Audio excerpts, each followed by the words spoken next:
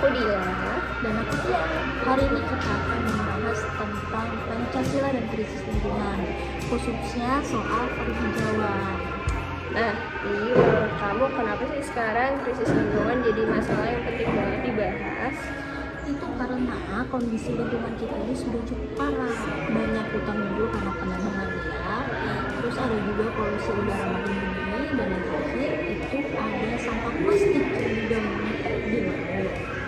Semua itu bikin bumi kita tuh makin panas dan sering terjadi bencana, misalnya banjir dan tanah longsor. Bener banget.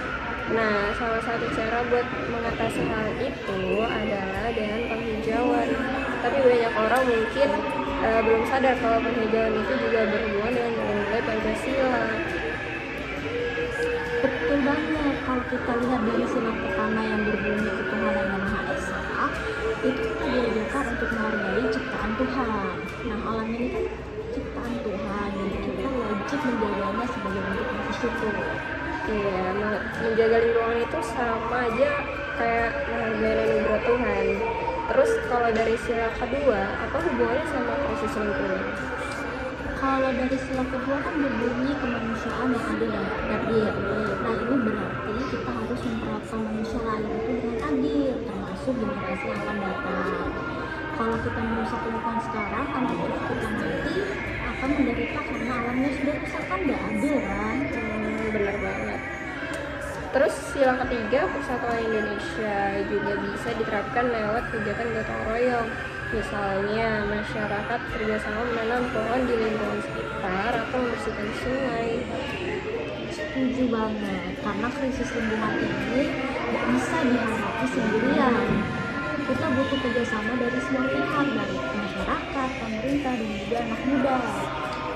Nah, kalau sila keempat yang berbunyi kerakyatan yang dipimpin oleh hikmat kebijaksanaan dalam permusyawaratan perwakilan, menurut kamu kaitannya apa?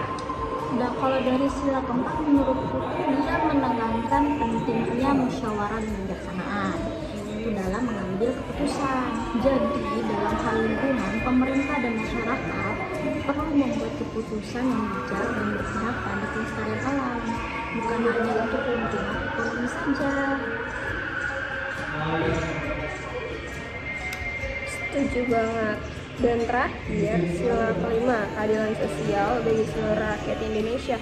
Berarti hasil dari pengelolaan lingkungan harus dirasakan semua orang secara adil. Jangan sampai ada yang kaya karena merusak alam, sementara masyarakat kecil menderita akibatnya. Betul sekali, pengelolaan sumber daya alam harus adil dan berkelanjutan. Nah, deh, aku punya pertanyaan buat kamu.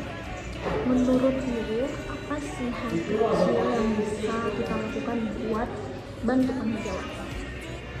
Sebenarnya gampang banget. Kita bisa mulai dari menanam tanaman di rumah, gak buang sampah sembarangan, dan ikut kegiatan tanam pohon di sekolah atau kampus gitu. Kecil tapi kalau dilakukan banyak orang dampaknya besar. Betul, setuju banget. Jadi intinya di sini adalah Pancasila itu bisa menjadi pedoman moral dalam menjaga lingkungan. Kalau kita jalani nilai-nilainya, otomatis kita juga ikut berkontribusi menyelamatkan bumi. Benar, kita mulai dari diri sendiri karena bumi ini tanggung jawab bersama. Terima kasih sudah mendengarkan pembahasan kami tentang Pancasila dan krisis lingkungan. Semoga bermanfaat.